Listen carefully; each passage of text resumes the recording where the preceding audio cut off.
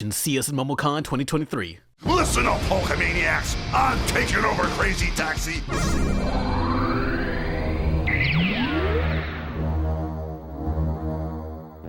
Welcome back to America's Wackiest Pap Smears. Released in $9,999, the Sega Dreamcast was such a specific flavor of game. Studios still experimented with 3D while Sega threw money at every niche to fill. An optimistic time without wars for the US. And there was both fear and excitement for the new millennium, new technology. These are the strange, colorful Dreamcast games, plus a few Japan-only titles. What other DC titles should I cover? Put them down below in the comments. It's Juice and Jam time. New opponent is ready to face you. Win one fun, and you might as well face it. We wanna have fun, and we wanna get wasted. A 2-liter bottle of Shasta and my all-rush mixtape. Let's rock. When we hit the Well, the Pen are just raring to splash, waddle, slide. They're gonna be burning up the ice today. The Pen Triicelon is about to begin. Tell them I hate them. Pen Triicelon is a nightmarish on-foot racer with penguins or penguinoid creatures that would consume a human child given the chance. It opens to a character select menu reminiscent of a daycare in Clown Town fresh out of birth control. If I lived here, I'd be dead by now. My reaction to this world is similar to that kid in the Mr. Sprinkles short. Glove 1 and Glove 2!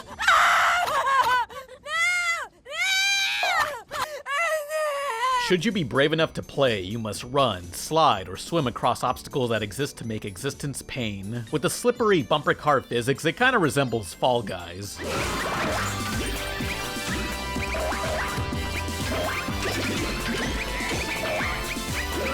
Despite Pen being one of the scariest games of all time, there's some frantic joy here. I'm sure with friends this could be a blast. Not so much with the AI opponents, it's so easy you'll typically be alone in the lead. That frantic back and forth disappears early into the race. There's also only 4 tracks with multiple variants, like the change in length or obstacles rearranged. Once completing all variants, you'll finally unlock stronger AI, which generally improves the game, only takes an hour. You'll even earn cosmetics, though this requires beating each race twice. I only had time for half that, so here's a low-res picture of everything unlocked.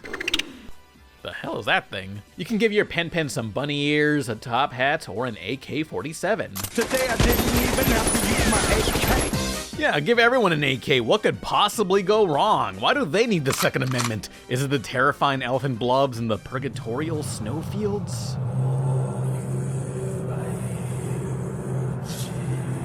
Maybe it's to take on Hanamizu, the only unlockable racer who's far more powerful than anyone else.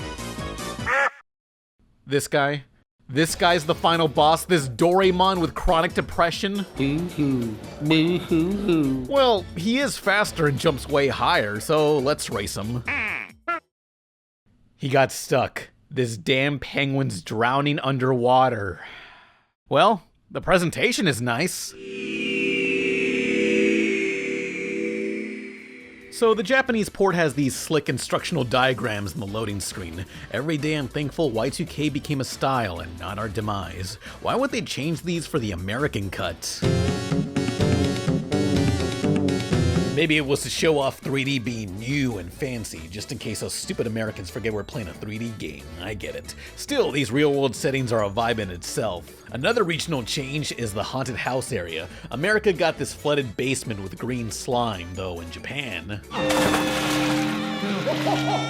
it's full of blood. Kool-Aid. Yeah, have fun racing through the fluids of slasher victims. Who's in charge here? Why, that will be the leader of each 4 lands. A cute ice cream lady, a toy man mascot, and a magician. This is peak Tumblr sexy man right here. It's like if you asked a Super Hulock fan to draw a humanoid Hot Wheels desktop PC. Forget the once I torched the rainforest for this guy any day. You're the fastest Pen in the world!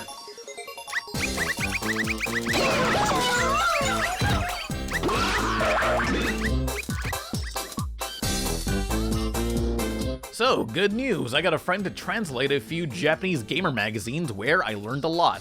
You'd think Pen would be a one-off game by some randos, but this was a studio by Sega veterans from Panzer, Knights, and Daytona. The racetrack designer was Gina Sukahara, a woman who spent a year 6 a.m. to midnight designing and redesigning the original Green Hill Zone to work on the Genesis. And Pen's character designer is Espio the Chameleon's co-creator Takumi Miyake. He felt penguins throughout media all looked too similar, so making these animals fusions would stand out. Takumi wanted them to be twisted, not cute like, let's say, Tom and Jerry. Whenever he watched those cartoons, he felt sorry for that cat getting hurt. That's why these penguins were not designed to be cute. You're supposed to want these bastards to suffer. Well, don't mind if I do!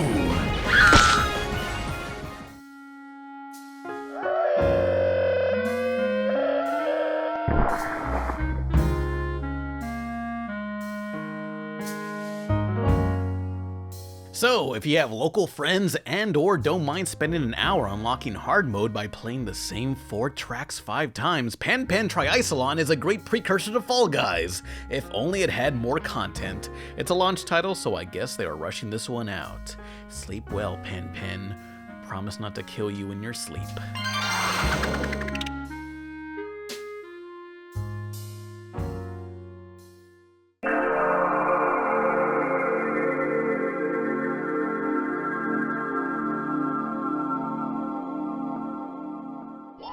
Welcome to Cosmic Smash. Let's begin.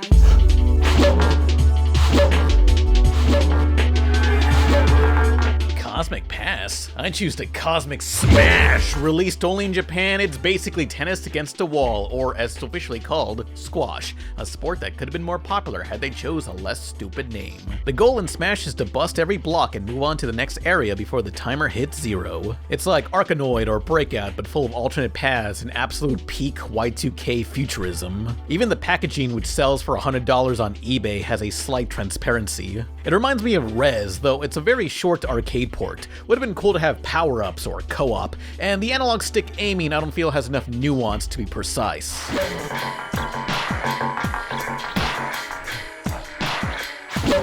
Though there are cheat codes for alternate characters. One of the codes is as simple as hitting down AX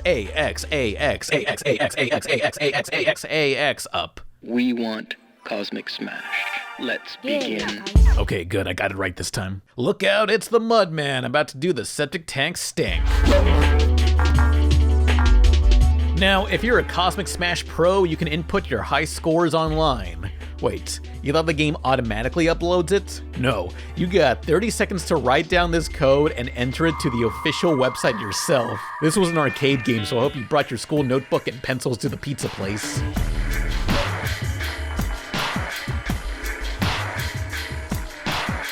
Your score is...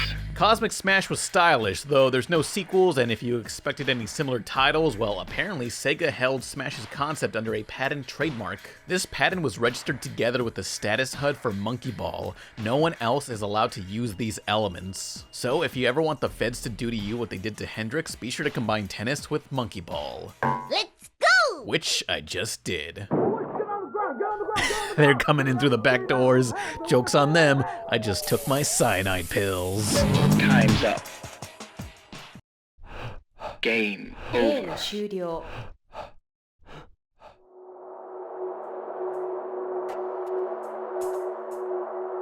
Oh, update. As I edited this video, a mysterious website seems to have appeared. Nothing but some dots to play with and a timer. Upon the 0 hour, a new game was revealed.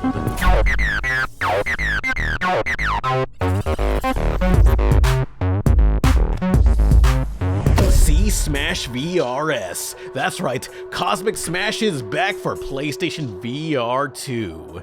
Way to pick a more obscure console than a Dreamcast.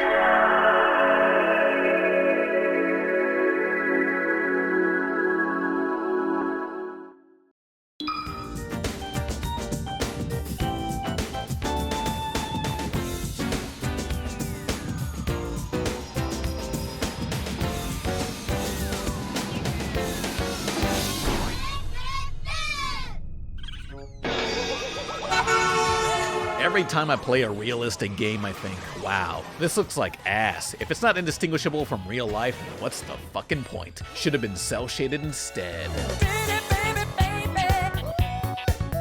Hell yeah! Cool Toon released in the year 2000 and still makes any modern game look rectally devastated by comparison. As you can tell, it's a rhythm game. Guide the analog stick around the ring and tap the button. It's simple enough and very generous with the timing, although I wish I was playing on a GameCube controller. That system's analog sticks have these octagonal shapes, making it easier to get the right cardinal direction. In contrast, most other analog sticks, like the Dreamcast, I find myself hitting top left, rather than just left.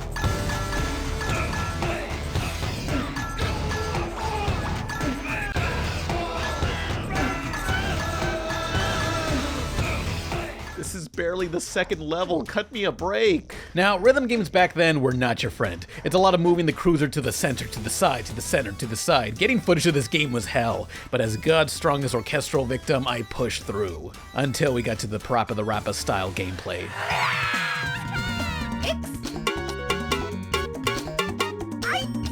No, yes, no, no, no, no!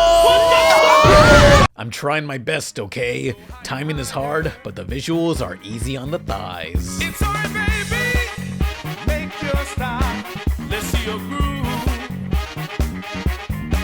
It's alright. Cool Toon's art direction belongs to Ippy Gabu. I'd apologize if I butchered any pronunciations, but that's everyone else's problem, not mine. Ippy Gabu is a Japanese illustrator with trendy enough designs to advertise for the likes of Adidas, Nike, and Coca-Cola. Well, specifically Dr. Pepper, but I guess a bronze trophy is fine. You may have seen a few of Ippy Gabagu's graphics for the Tokyo Game Show promotions. Oh, and a couple of Gundams past the 2010s. If your commission sheet says you don't draw mecha, get the hell out of my face. Now, as a Japanese exclusive, outsiders will be able to fumble through Cool Toon's menu and dialogue easily. I can't read it, but I can tell the stories about kids getting sucked into a cartoon world, and challenging various monsters to a dance-off. Werewolves, witches, and Frankenstein's monster. Hot damn, son. I'd badly adapt her novel into classic cinema any day. Though I could really use some context. I don't know how it got to this point, but the story will devolve into you gunning down a small child through a sewer. Yeah. Where's your one-armed man now? What happened? Where'd he go? Go get a Peter Pan right here off of this dam, right here. What? There. Boom. Let's move tonight. With only 6 chapters and 2 or 3 songs in each, Cool Toon is a short but brutal game. And good news, longtime Dreamcast fan translator Derek Pascarella and their team are currently working on an English patch. Updates on that and other subs are on DreamcastForever.com. When it's finished, maybe I can properly review the story and town hub sections, that or just cover the portable spin-off game, Cool Jam, exclusive to the failed Neo Geo Pocket. If your SNK product failed in Mexico, game over, man. So dance around to make the stars shine bright in the sky. Come on and on.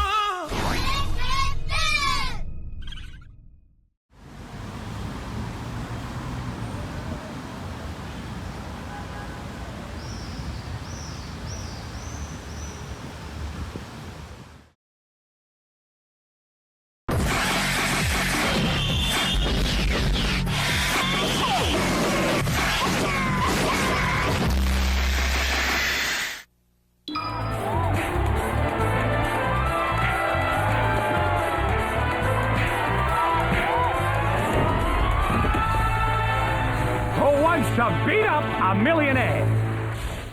Finally, a game for the 99%.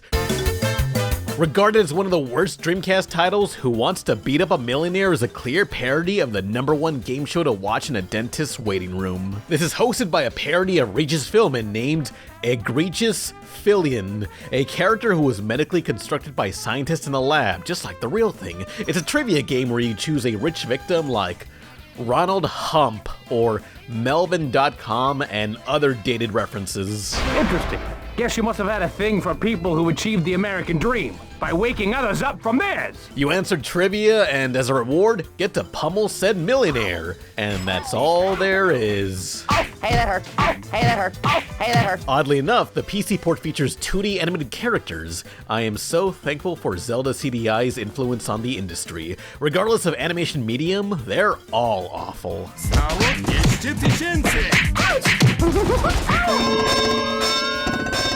Millionaire was created by a powerful team of developers and writers whose other work includes the Outlaw Sports game, 6 episodes of Daria, the Daria PC game, and Panty Raider, From Here to Immaturity.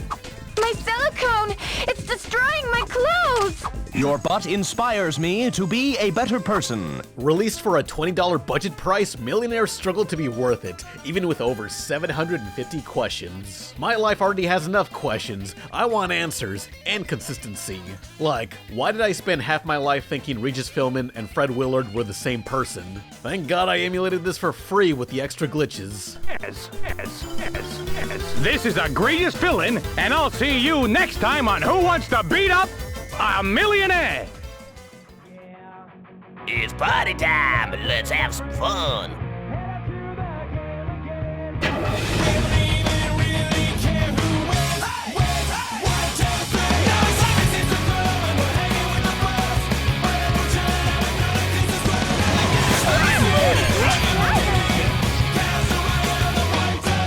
From arcades, HD consoles, and mobile ports, chances are you played Crazy Taxi. But what about Crazy Taxi 2? We're back! It's Crazy Taxi 2! That's right, Crazy Taxi is back and about as chemically imbalanced as ever, so drop those pills down the sink and tell your parole officer to slag off. What's new? Hardly anything, but you can now pick up multiple passengers. Finally, more customers to yell at you. Alas, it's still the same old gameplay. You're driving in a New York-inspired city as people live in constant fear of the local taxi cab's endless slaughtering. I'd ask, who would want to live here? But that only makes me fear how much worse the other cities are. Probably cannibal buses or subway sodomies. Clearly this town is the lesser of other evils. Now, I know what you're here for. Product placement. Crazy Taxi was the Avengers of brand recognition.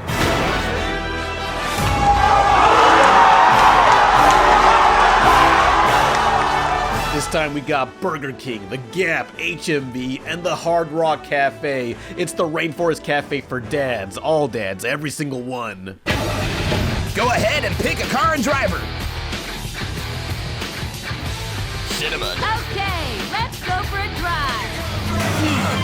Now, your taxi always had these hidden techniques that were kind of tricky to pull off. Like when you switch from reverse to drive and hit accelerate, you get a turbo. Ready? Go! Though the timing to pull this off is incredibly narrow. Your acceleration and turning is so agonizing that you'll desperately hammer this technique hoping for a response. But once you finally gain the momentum, nothing can touch you, especially with the new jump button. Which feels strangely out of place. You got this heavy, slow accelerating taxi with its precise special moves, yet here's a straightforward jump button. I kinda wonder if this too was meant to be a secret move, but maybe Sega was desperate for the sequel to stand out. With the lack of variety, I can see why Crazy Taxi hasn't done much beyond one last sequel and a crappy mobile game. So what you gonna do when the power of Hulkamania runs wild on Crazy Taxi? At least The Simpsons Road Rage and indie titles like Mile High Taxi are keeping the spirit going. Check out that Steam game in the description. Oh, and if you're gonna mention that I already covered Crazy Taxi 2 back in 2013, well, I'm a bit embarrassed by my very, very, very early videos. So no, I never did cover this before now. Shut the hell up.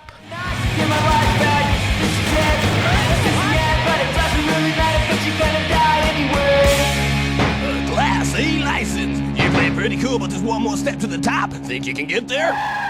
Game over.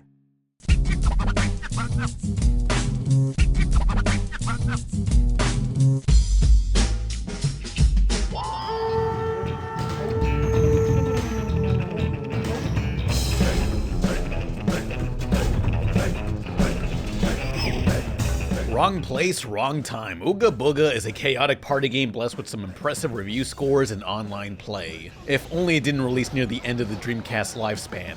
IGN may have given this a 9 out of 10, yet its release was days after 9 out of 11, which also cut into the sales. You got 3 party modes for local and online. Smack-a-hoona. Grab shrunken heads and bash them against the opponent's skull, which I hope you love throwing projectiles in an arc over the opponent. Walking feels like car controls and the camera sways wildly, really. Every wide turn is a character arc in itself. It was so basic and dizzying that I didn't see the appeal. But I realized you gotta unlock all the good weapons. Or just type in this cheat code. So suddenly now that I adjusted to the controls, this game is pure chaos. Lightning strikes, wild boars, volcanoes, bird bombs. It ain't Sparta, it's madness. Next game is Rodeo. Much like my dates, you gotta domesticate and ride them around, and just like my dates, others get to ride them too. I pretend not to like it, but secretly I do. It's fun, but here's the best and final mode.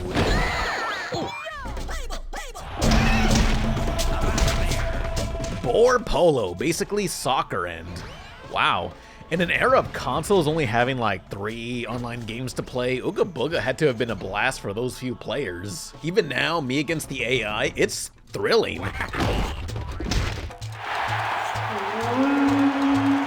Have 4 score and 7 years of hurt.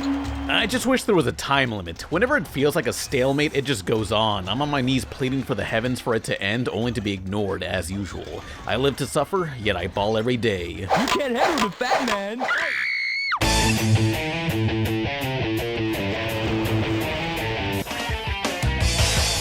I don't know if it has longevity, but Ooga Booga is something you gotta at least try in local multiplayer. It reminds me of Whacked, as covered in Strange Colorful Xbox Games 1. Maybe I should give that a second chance. Ooh, so yeah, Ooga's not bad for a title created under a year. You see, Sega wanted some online games and told developers visual concepts to make anything. With all that creative freedom, that was more challenging than no freedom. You ask someone to make an online shooter, they could probably come up with some ideas, but tell them to come up with whatever? Well, where to start? That's why at first Ooga was a real-time strategy game. You'd play as a guy on a horse converting villagers to your team while commanding spells or moving terrain. It wasn't working out. Oog's producer John Race felt directionless, as this was the team's first big-budget console title. So they scaled it way back into the sort of arena brawler we got. I'm on fire. I'm on fire. I'm on fire. They were newbies in programming online play, but managed to turn the Dreamcast into a server predicting the player's movements to prevent lag. I guess like rollback netcode all the great fighting games use? Maybe? Also, there were plans for more modes like Capture the Flag, but there was no time. Releasing months after the Dreamcast had already been discontinued, the team in the final stretch knew Ooga Booga would never find its player base. But it's not quite over, as this is one of several DC titles fans have brought back online. For more info on that, check out DreamcastLive.net.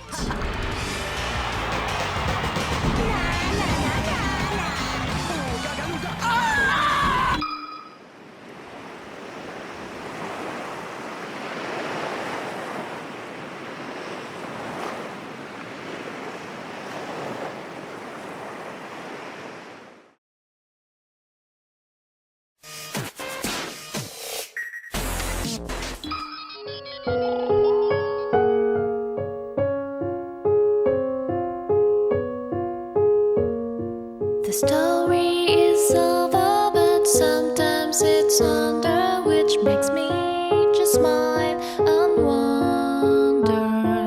Here comes the boy with the butterfly eyes who can sing. If words like cozy and Miyazaki-like don't make you want to projectile vomit into the nearest lo-fi hip-hop boba tea shop selling bootleg Sailor Moon ones, then you're in for something special. Developed by an all-woman creative team, Napple Tale is a Japan-only platformer with minor RPG elements. It follows Poach, or Porch according to the fan translations. Poach, a normal girl who wrongfully ends up in the afterlife. Don't we all? Within this new world, there's a town hub stuck between seasons no longer changing. The gameplay loop has you fulfilling townspeople requests. You'll then platform through 4 worlds, each representing a season, explore and gather resources that you'll extract ingredients from. Use that to easily craft items for those civilians, or craft them into one of 70 fairy-like companions. Each has one ability like shooting fire, creating platforms, or unlocking portals. Yosh. Napple Tale starts real slow, but pacing escalates after an hour. While mostly laid back, the creative bosses and their battle themes are less intense and more whimsical. They're not quite evil, as they're simply creatures who benefit from keeping time frozen to one season, animals who need the rain or the sunshine.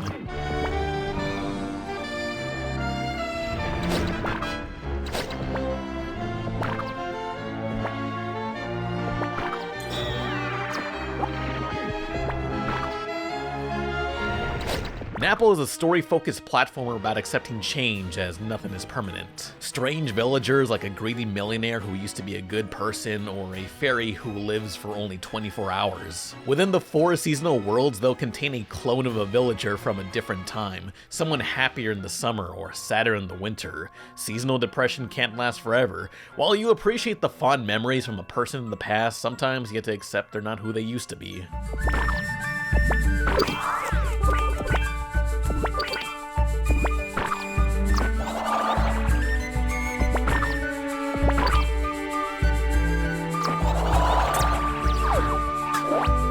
Fantastical music was scored by Yoko Kanno, who you'll recognize as the frontwoman and keyboardist for the band that made this song. Yeah, the seatbelts, along with singing by Japanese voice actress Maya Sakamoto. It's utterly criminal the song Dreamin' a Pie only has 4,000 views on YouTube. Oh, and yes, that is the official album art. You got a problem with vintage soy jacks?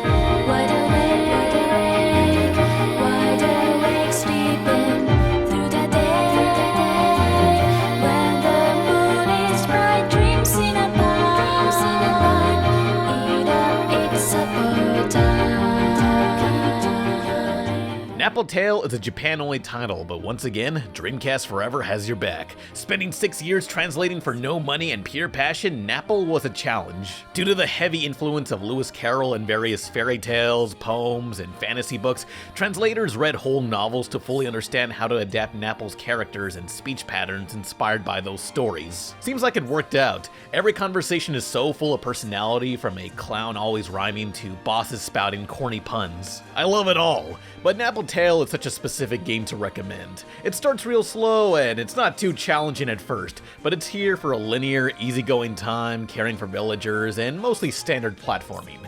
It's just too endearing to hate.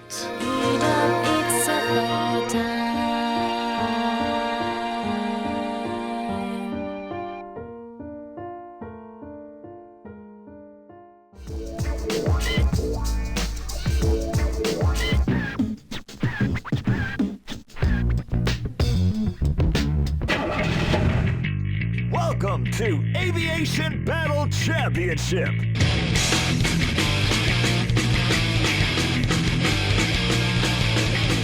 I bet you never played this one, and if you did, eat my ass. An unreleased arena fighter in the sky with propeller-based vehicles, Propeller Arena. It was supposed to come out in September of 2001, though I'm not sure why this game about shooting airplanes out the sky in places like major cities went unreleased. Yeah. Oh, no! But I won't let that stop me from playing what I want. Like this Hooters pin celebrating an unrelated major tragedy states, you gotta let freedom wing.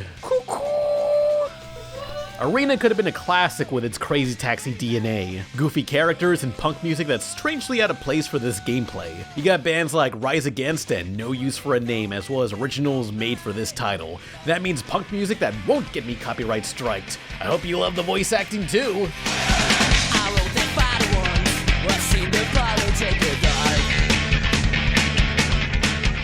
You climb any higher, you'll be like Icaros.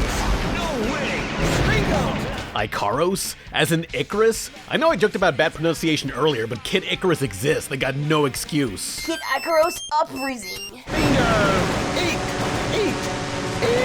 Pizza! So graphically, with the subtle atmospheric gradients creating a sense of depth, Propeller Arena's draw distance is impressive. It really does feel like these maps go on for miles along the supposed curve of the Earth. If I wasn't a flat earther, I'd be both impressed and be allowed to see my kids. Now, beyond shooting, you got fighting game style button combos for quick turns and somersaults.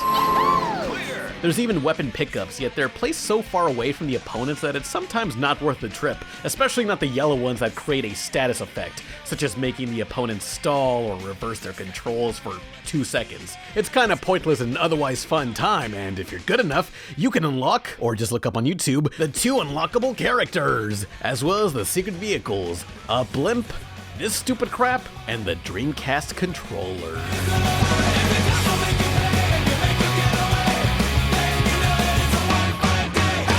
Propeller Arena could have been a beloved Dreamcast favorite. Ignoring the licensed tracks, I ask why Sega has not officially released this now. It may have been lost forever had it not leaked online back in 2004. Thanks to emulation or the Dreamcast reading burnt discs, you too can play what looked to be the symbolic turning point for Sega.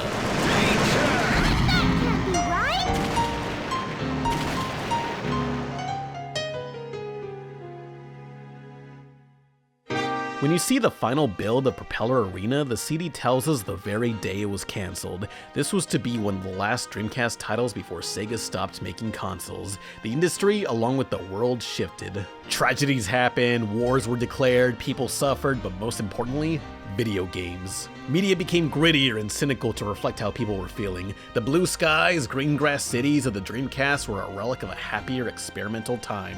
While the Earth to this day continues burning to the ground, all that matters is indie games and the occasional big studio will give us some cool, colorful stuff.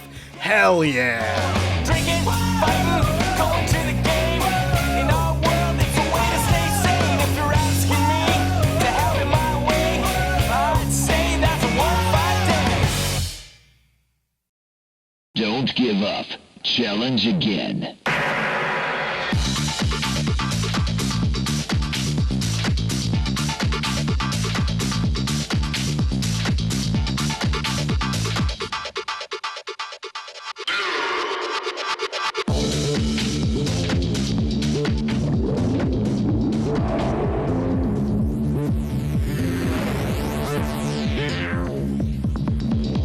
กำเนิดใหม่ Pepsi Blue เฉพาะร้านนี้เท่านั้น Shasta McNasty